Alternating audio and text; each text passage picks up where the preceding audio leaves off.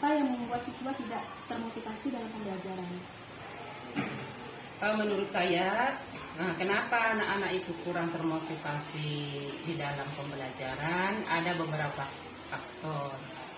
Yang pertama, faktor orang tua. Yang faktor yang kedua itu juga disebabkan dari pihak kita, si guru nih yang kurang kreatif, kurang inovatif di dalam menerapkan pembelajarannya, kurang juga menyediakan, merancang bagaimana media pembelajaran yang menarik untuk anak. Kemudian hal-hal apa saja yang membuat siswa termotivasi dalam pembelajaran dari faktor guru? Dari gurunya. Dari gurunya sendiri yang saya sampaikan tadi itu, guru itu mengajarnya harus disenangi oleh anak, harus kreatif dan harus menyiapkan segala peralatan media pembelajaran sebelum kita mengajar. Jadi misalnya besok kita mau mengajar, hari ini harus sudah buat media yang menarik. Seperti misalnya ya yang ada gambar-gambar, tidak penting harus ada video pembelajarannya. Jangan seperti membaca teks saja. Zaman sekarang udah tidak zaman lagi, dan zaman sekarang ini anak-anak itu harus mau lihat yang real sebenarnya supaya mudah ditangkap. Menurut Ibu, bagaimanakah kemampuan literasi siswa saat ini? Nah, itu yang kita bingungkan. Kenapa anak-anak sekarang ini kalau minat membaca itu kurang ya? Kalau di zaman dulu kan kita mampu membaca berlembar-lembar. Tapi di saat sekarang ini disuruh baca 1, 2, 3 paragraf aja anak-anak sudah nyerah. Nah, ini barangkali mungkin di akhir-akhir ini tidak menjadi habituasi mereka. Nah, oleh karena itu menjadi tugas guru lah ya untuk ke depan, coba dibiasakan lagi lah, dikembalikan lagi ya minat membaca anak ini. Kemudian untuk analisis masalah berikutnya tentang siswa yang berkesulitan belajar. Nah, di sekolah kita ini kan ada beberapa anak yang mengalami yang berkebutuhan khusus ataupun yang berkesulitan belajar. Menurut Ibu, apakah guru-guru telah melaksanakan pembelajaran yang berdiferensiasi, yaitu pembelajaran yang maksudnya perilakunya berbeda terhadap anak yang berkebutuhan khusus dengan anak yang biasanya? Iya, memang di sekolah kita telah melakukan hal seperti itu, tapi belum maksimal ya. Tapi kedepannya harus kita terapkan lagi lebih lah ya, karena anak-anak itu daya serapnya, IQ-nya kan tidak sama. Nah, jadi untuk tugas kita untuk kedepannya nih, nah itu harus kita rancang ya, karena selama ini kan kita generalisir sama ini ya. Misalkan nih materi ini semua anak harus bisa, sementara daya tangkap anak kan tidak sama. Jadi ya memang itu harus kita perhatikan supaya semua anak-anak itu kita pastikan mampu menyerap materi apa yang telah kita sampaikan dengan cara memperlakukan mereka tidak boleh sama. Kemudian Ibu, untuk masalah berikutnya lagi yang analisis masalah ini, yaitu membentuk hubungan atau relasi antara orang tua dengan sekolah Ibu. Iya. Bagaimanakah hubungan masyarakat dengan sekolah?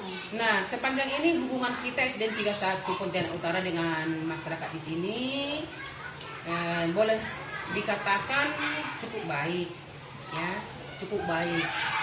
Nah, orang tua juga secara umum cepat merespon apabila kita memberi seperti himbauan atau undangan. Namun masih ada sebagian kecil bahwa ketika kita sampaikan kepada orang tua, anaknya ada mungkin sedikit bermasalah, mungkin misalnya kehadirannya atau dalam mengerjakan tugas-tugasnya, ketika kita buat surat panggilan masih ada sebagian kecil orang tua itu yang belum serius untuk merespon, menanggapi untuk datang ke sekolah. Tapi itu mungkin dikarenakan di lingkungan kita ini kan masih banyak orang tua yang pendidikannya sangat melimpah, kan ada orang tua yang tidak lulus SD.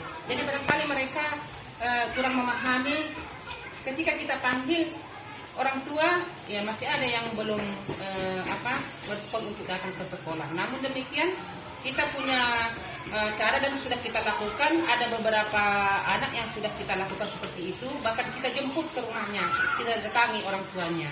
Dan namun secara keseluruhan hubungan masyarakat dengan sekolah kita ya cukup baik. Terima kasih Bu. Kemudian untuk analisis masalah berikutnya, menurut Ibu, apakah selama ini guru telah melaksanakan pembelajaran yang memanfaatkan pembelajaran inovatif? Ya, sebagian kecil sih sudah. Sebagian kecil dari dulu memang kita sudah melakukan, cuma sebagian besar belum. Mungkin dikarenakan juga kita guru yang kurang maksimal ya.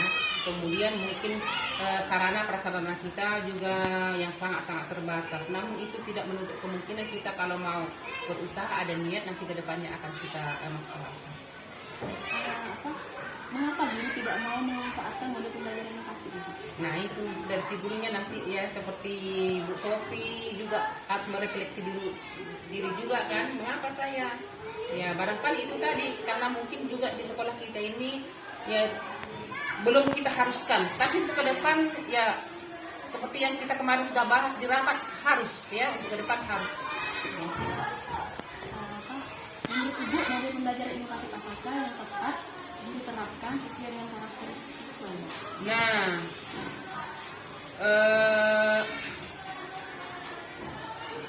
kalau dikatakan kita nih ketinggalan dengan sekolah-sekolah lain, tapi tidak juga ya. Tapi secara umum kita memang ingin ada niat ya untuk bagaimana supaya cara pembelajaran kita juga bisa seperti yang dilakukan di sekolah-sekolah lain ya.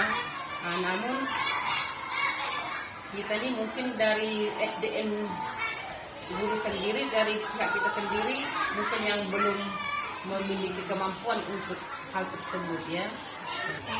Menurut Ibu, model pembelajaran inovatif apa yang tepat diterapkan oleh guru yang sesuai dengan karakteristik siswa?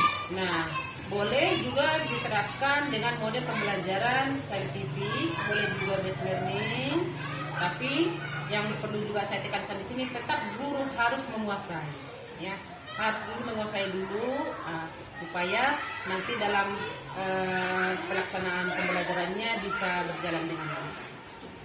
Terima kasih Bu. Kemudian untuk ini kan sekarang sedang gencar-gencarnya How to High or Thinking Skill. Menurut Ibu, apakah guru sudah menanamkan konsep HOT dalam pembelajarannya? Nah, sebenarnya beberapa guru ya termasuk juga Bu Sofi sudah menerapkan, ya cuma ya belum maksimal. Nah itu lagi ya, lagi-lagi saya tekankan tugas kita ke depan ya harus ya. Kemudian ini Bu, masalah yang terakhirnya Bu. Nah, dalam kemarin kita sudah melaksanakan ANBK, Asesmen Nasional Berbasis Komputer. Pada saat pelaksanaan itu ternyata ada banyak siswa, tidak banyak ya Bu ya, mungkin sebagian siswa belum menguasai teknologi. Nah, menurut Ibu, apakah selama pembelajaran yang telah dilaksanakan oleh guru itu sudah menerapkan penguasaan teknologi informasi dan komunikasi? Iya, nah masalahnya di sekolah kita ini lagi-lagi ini yang kurang sarana prasarana. Ya bayangkan saja kalau kita mau mengajarkan TIK-nya, kita tidak punya sarana untuk laptop kita saja kan, yang kita punya masing-masing guru, itu pun tidak semuanya guru. Jadi kalau seandainya itu juga lah salah satu kendala mengapa TIK di sekolah kita tidak bergerak, ya karena kita tidak punya sarana. Jadi di sekolah kita ini bisa dikatakan anak-anak itu masih hanya sebagian kecil yang menguasai TIK. Itu pun barangkali di rumahnya ya kalau ada kakaknya atau abangnya mungkin anak SMA atau mungkin anak kuliah. Tapi kalau di sekolah kita sendiri, kita kan dengan laptop kita sendiri ya sangat terbatas untuk kita bisa mengajarkan mereka TIK-nya. Semoga saja dengan kita sekarang kan dapat bantuan laboratorium tuh. Nah, kita dengar janji pihak pemerintah sih nanti itu akan diisi dengan puluhan laptop. Nah, semoga itu cepat terrealisasi, jadi kita boleh nanti mengajarkan anak kita di bidang TIK supaya kedepannya mereka bisa lebih maju lagi. Baiklah Ibu, terima kasih Ibu atas informasinya. Ya, sama-sama. Saya ucapkan terima kasih.